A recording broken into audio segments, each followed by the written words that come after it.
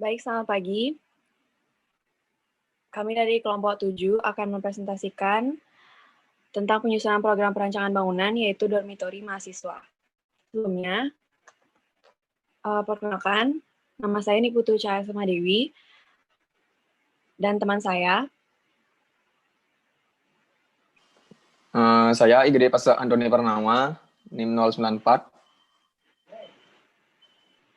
Di sini kami akan mempresentasikan tentang dormitori mahasiswa. Yang pertama,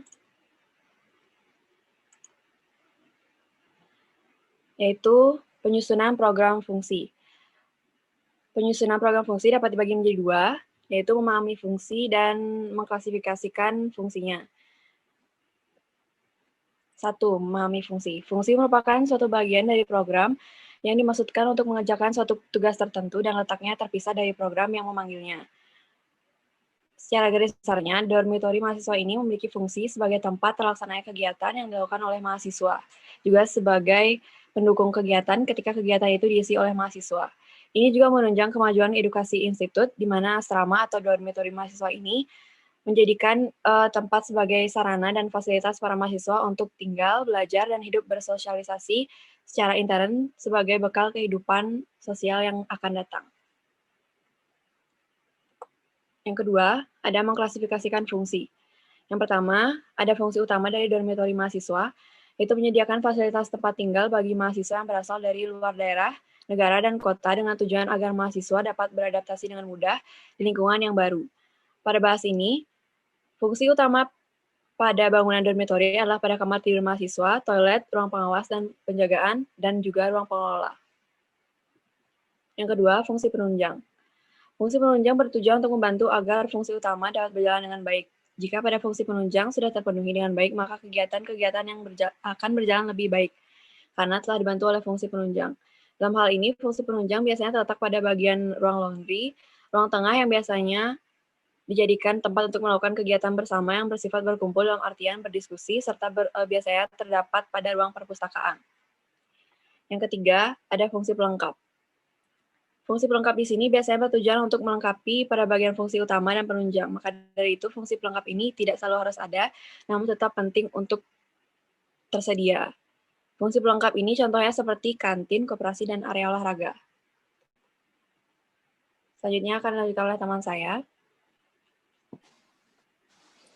Baik, saya akan melanjutkan bagian yang kedua, yaitu penyusunan program kegiatan. Kegiatan mahasiswa sebagai penghuni asrama yang terjadi di dalam asrama atau dormitori terdiri dari belajar, beristirahat, berisolasi, dan kegiatan kultural. Dalam penyusunan program kegiatan ini dapat dibagi menjadi tiga, yaitu yang pertama ada pelaku dan kapasitas kegiatan, yang kedua jenis dan kebutuhan kegiatan, dan yang ketiga proses kegiatan.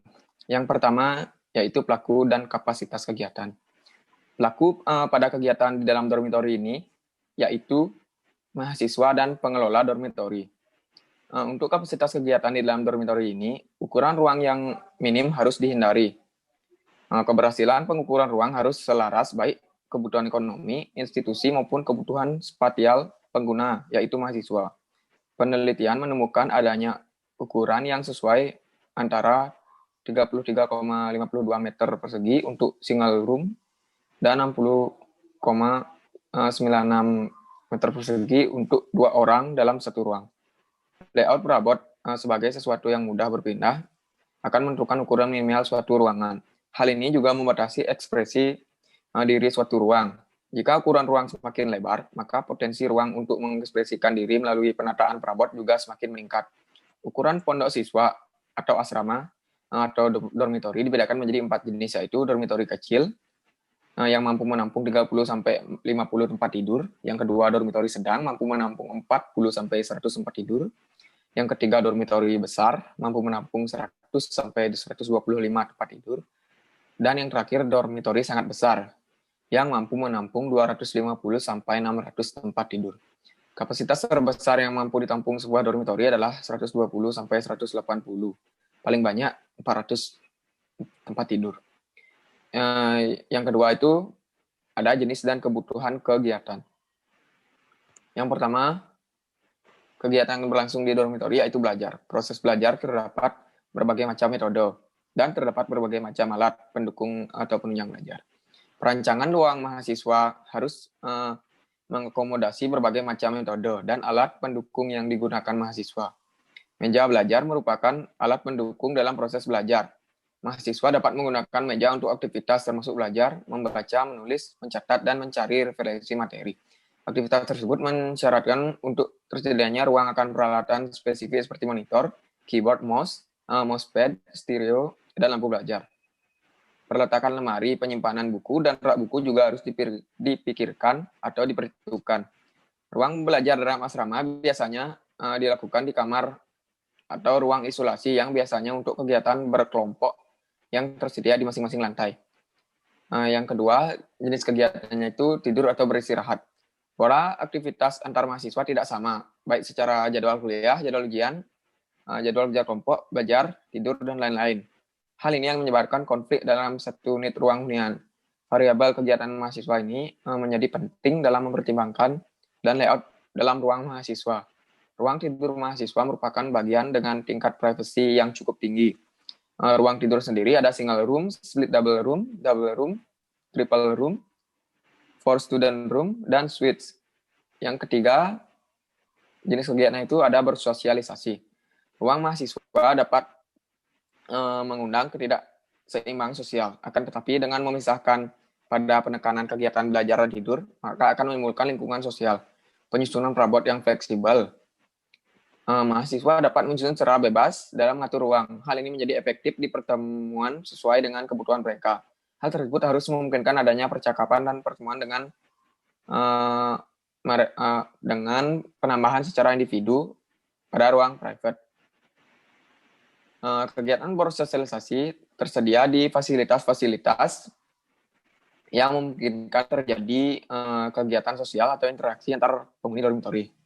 Dan untuk jenis kegiatan yang keempat yaitu ada kegiatan kultural.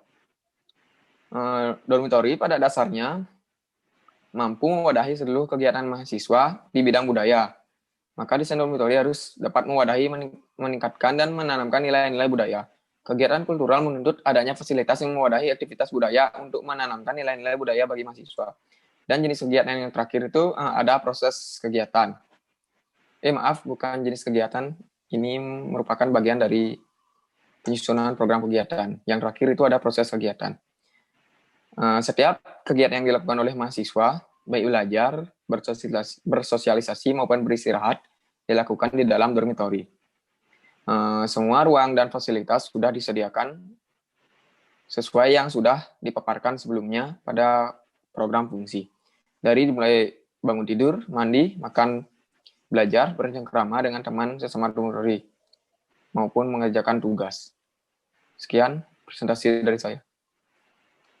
Baik, sekian presentasi dari kelompok 7. Terima kasih.